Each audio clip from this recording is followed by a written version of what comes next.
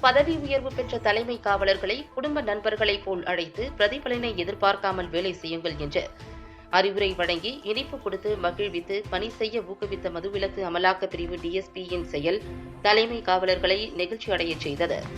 மயிலாடுதுறை மாவட்ட மதுவிலக்கு அமலாக்க பிரிவு டிஎஸ்பி சுந்தரேசன் மது, கஞ்சா, சாராயம் உள்ளிட்ட போதைப் பொருட்கள் பயன்பாட்டை தடுத்து கடத்தல்காரர்களுக்கு எதிராக சிம்ம சொப்பனமாக திகழ்ந்து தனது பணியை சிறப்பாக செய்து வருகிறார்.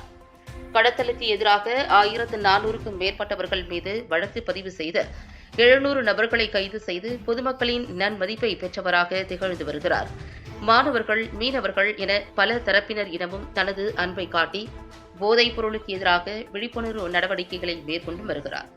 இந்த நிலையில் தலைமை காவலர்களாக பதவி உயர்வு பெற்ற காவலர்களை மயிலாடுதுறை மதுவிலக்கு டிஎஸ்பி அலுவலகத்திற்கு அழைத்து இனிப்புகள் வழங்கி காவலர்களின் பணியை வெகுவாக பாராட்டி பதவி உயர்வை பெருமைப்படுத்தி குடும்ப உறவினர்கள் போல பல கருத்துக்களை எடுத்துக் கூறி ஒவ்வொருவரின் பெயரையும் குறிப்பிட்டு பாராட்டு தெரிவித்து பிரதிபலனை எதிர்பார்க்காமல் வேலை செய்யுங்கள் என்று அறிவுரை வழங்கி வாழ்த்து தெரிவித்தது போலீசாரை நெகிழ்ச்சியடையச் செய்துள்ளது. இதேபோன்று மற்ற உயர் அதிகாரிகளும் செயல்பட்டால் கீழ்நிலையில் பணியாற்றும் அனைத்து காவலர்களும் பணிச்சுமையை கருத்தில் கொள்ளாமல் பணியாற்றுவார்கள் என்பதற்கு இந்த நிகழ்ச்சி முன் உதாரணமாக அமைந்தது.